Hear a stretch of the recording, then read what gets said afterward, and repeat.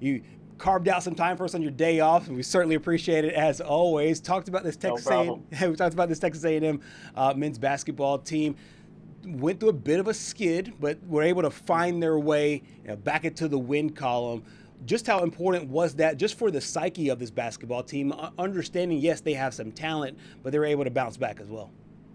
Yeah, getting a couple of good wins. I think those are teams they probably should beat if they want to be in the upper tier of this league, but they showed that they can beat those teams. And I think something that they've been really good about is winning on the road in those hostile environments. So to go in Norman, it's the second straight year they've taken down Oklahoma on the road. So a big, I think that was a confidence booster for this team. And they've showed that they can win these close games even after that 4-game skid, which I think a lot of maybe a lot of those in Aggie land were a little concerned that those close games aren't going their way anymore, but they kind of righted the wrongs these past two.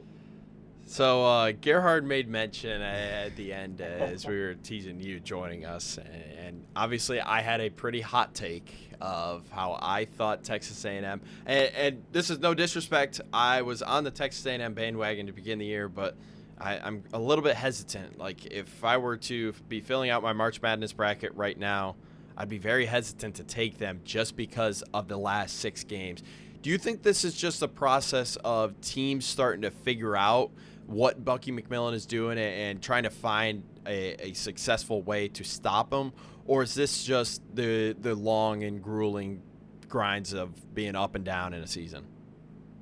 Yeah, I think, and this is kind of the same as every conference, you start to get a sense of who these teams are as you get further into SEC play, right? Like now teams aren't scoring in the 90s, they're scoring more in the 80s and sometimes in the 70s, as you saw against Oklahoma. So I think a lot of teams are starting to figure out just what Buckyball is, but that's still not easy to game plan for. So I told you I don't fault you for having any skepticism about the Aggies. Yeah. I think a lot of people do, including myself. I think I share in that, where if I was filling out a bracket, I would seriously have to consider who they play in the first round of the tournament, because I don't know that necessarily if they get an unfavorable matchup that they couldn't be bounced in that first round. Mm-hmm. So I think it's almost a wait and see, as we've been in all season long for Texas A&M. But right now, I think they're in a good spot as they look towards March. I don't know if anybody's throwing victory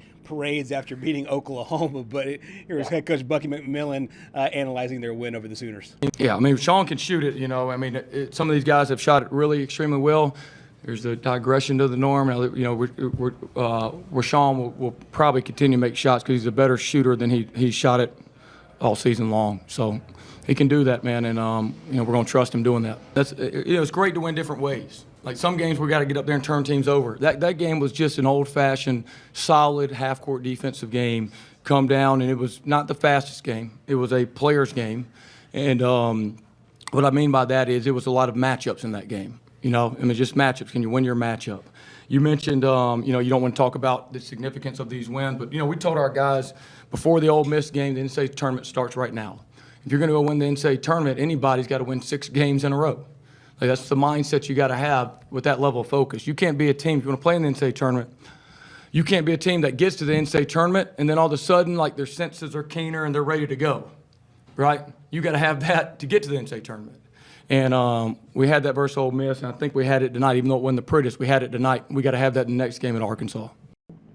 So, as he mentioned there at the end, next game against Arkansas, I would probably say this is the biggest game of the season to this point, just because of that stretch that I just alluded to with the 2-4 combined 7 points margin of victory between Ole Miss and Oklahoma. Would you say that this is probably the biggest game of the season to this point?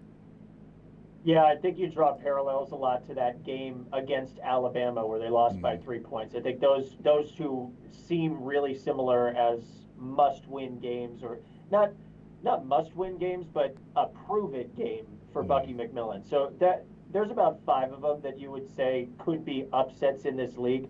Florida being another one, maybe Vanderbilt out in Nashville. So a lot of these that have felt like this would look really good on a resume if you could stack together a win, and they just haven't been able to get that done so far. So to be able to go and play Arkansas at Arkansas, potentially walk away with a win against John Calipari and a good Razorbacks team. I mean, this is a team that a lot of people maybe would pick in their brackets to go a few rounds deep. So I think it would be a big win if they could come away with it, but definitely a win that they kind of need to bolster their resume. If they win at Arkansas, I don't think there's any leaving Texas A&M out of this tournament. For sure. They're obviously going to have to win in the margins in this game. Free throws could be that margin. Before we flip over to other sports, let's hear from Bucky McMillan on free throw shooting. Yeah, I mean, you always want to improve what you can. I mean, I don't overharp free throws. I think that can be detrimental. There'll be, for the last game, Josh was just out there working with his free throw. He missed a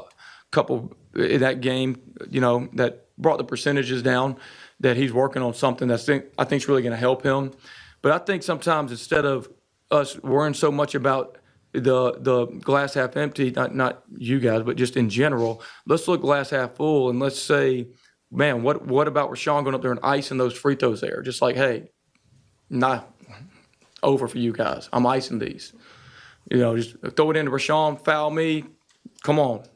And then the next time Rashawn's going to be in that spot, come on. And I think that's the thing we got to remember is that life's not perfect, neither is basketball. How can you persevere when it's not perfect? And that's really what's going to matter the most down the stretch here because it's not going to be perfect.